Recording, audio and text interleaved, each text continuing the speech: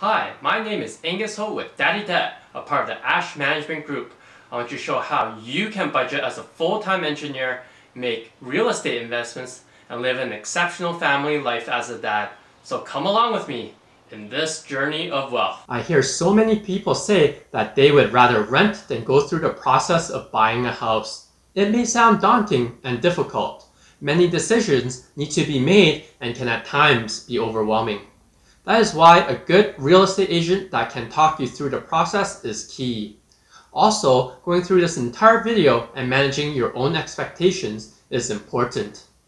By going through this guide, you would have made it to the H part of the ASH method of house and on your first steps of reaching that dream goal of yours, whether it is the dream house of yours, travel the world, or be financially independent and retire early. The first step is to build your credit. This is literally the first step before anyone should start buying a house. Your credit score is so important so that the bank will consider even lending to you. If the banks are willing to lend to you, then your interest rate might be higher than the conventional loan because your ability to pay back might not be as good. Remember, the higher risk you are, the higher interest you will pay.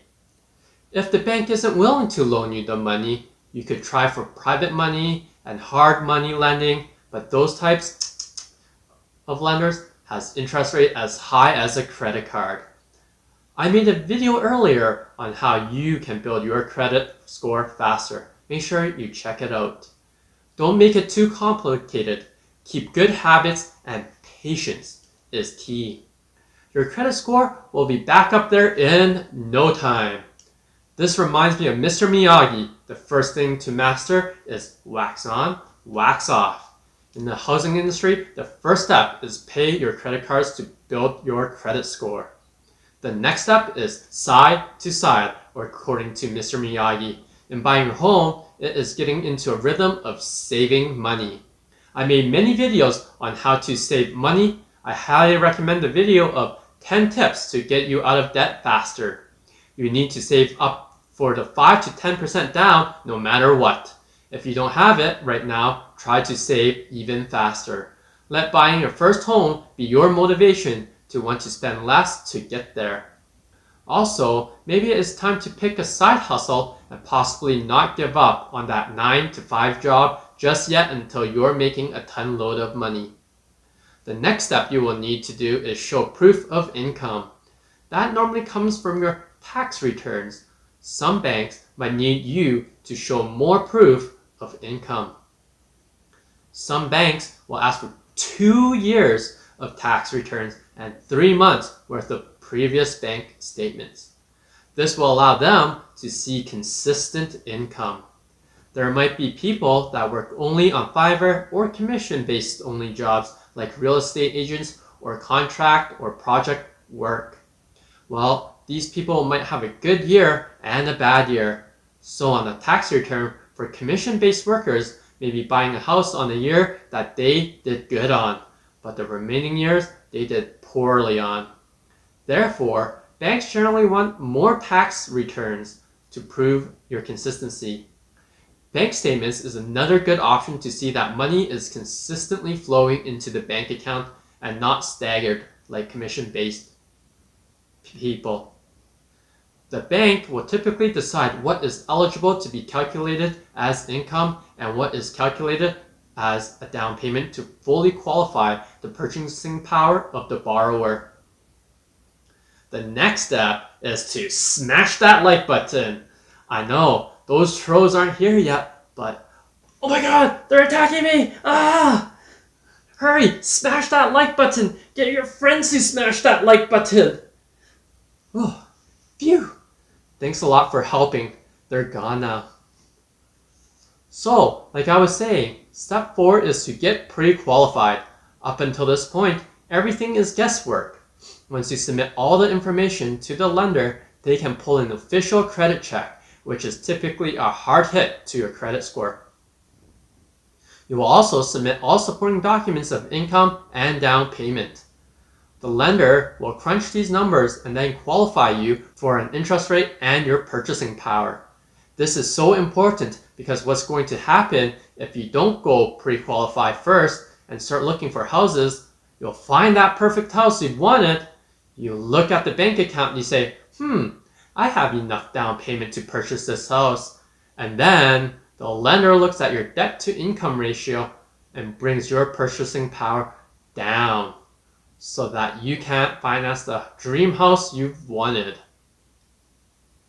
Another thing is that I highly recommend that you rate shop a little as well.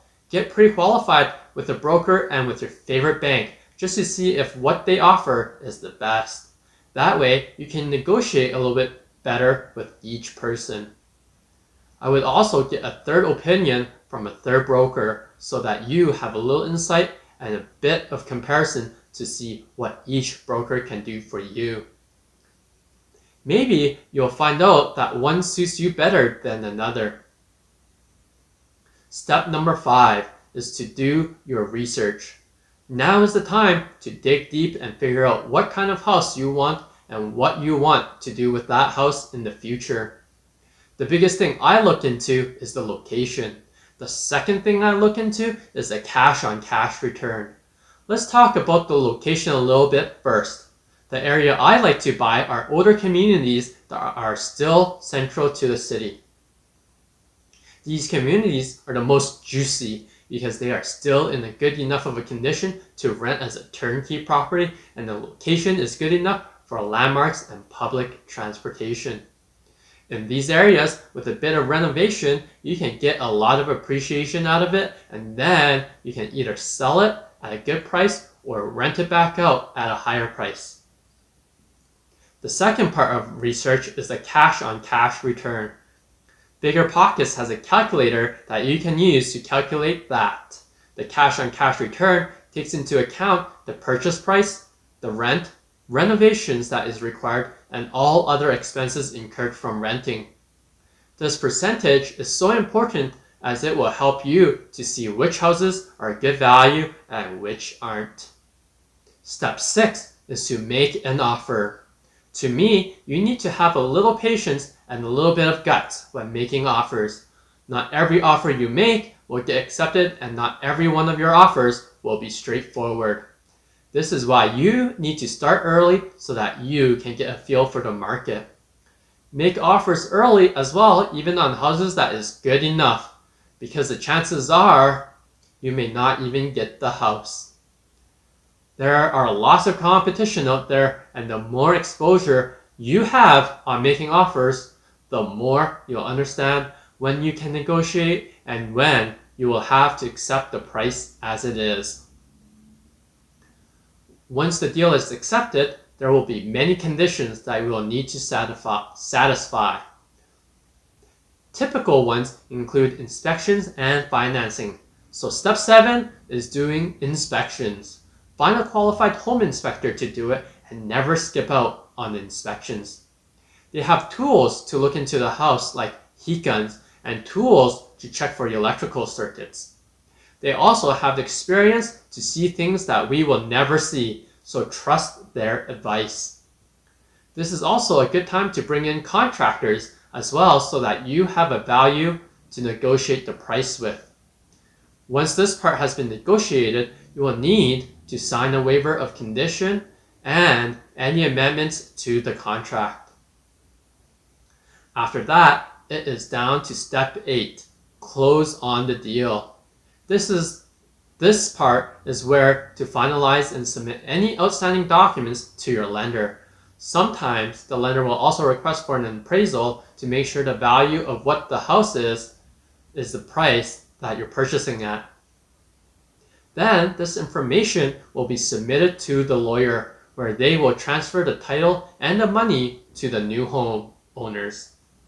Some of the things the lawyer might ask you to do is to check the land title is accurate to what is physically there, especially the lot lines. Now that you're a homeowner, it is time to start step 9, the renovations. Even a fresh coat of paint, fixing any small imperfections of the house, gluing something down, and putting new cabinet hardware in goes a long way. This really helps with getting more rent and adding value to your house. One of the biggest questions I get is, "Hey Angus, what renovations should I do to improve the house?" The biggest three things I have to say is 1. Paint. A new paint is a modern day color that is neutral and generally accepted color is best. Remember, when you're selling the house, not everyone will like accent colors, especially older folks. Not everyone like darker colors like younger people, so pick a color that is popular with today's trends. 2. Flooring. The floor is the easiest thing to get dirty and takes on the most amount of abuse. Gravity naturally brings everything down to the floor. Spills, food, even your feet will wear down the floor, and furniture. Even your favorite Sharpie will fall onto the ground and leave a permanent mark on it. That is another thing that I would suggest you replace immediately. 3rd and last thing is your kitchen. Countertops, get that replaced. Appliances, if they are getting outdated, replace those. Cabinet doors and hardware should get replaced. Lighting fixtures. Bring the kitchen up to the modern, and that will help you in the long run. Once the renovations are done, now you can improve onto moving someone in. My favorite way of finding someone is using Kijiji. Kijiji has a lot of neat functions that help you advertise the house, and it's absolutely free. There are some limitations on it now that is gaining traction, like you can only make 2 posts per day and 10 pictures per ad for the free accounts. There is a screening process, but I will talk about that another time. Just know that these 10 steps and the ASH method is simple and easy. Anyone can do it. Just remember that I'm just an everyday dad budgeting and working hard as an engineer to stay out of debt. Then, when I discovered the ASH method, I strategically invested my money into real estate and the stock market.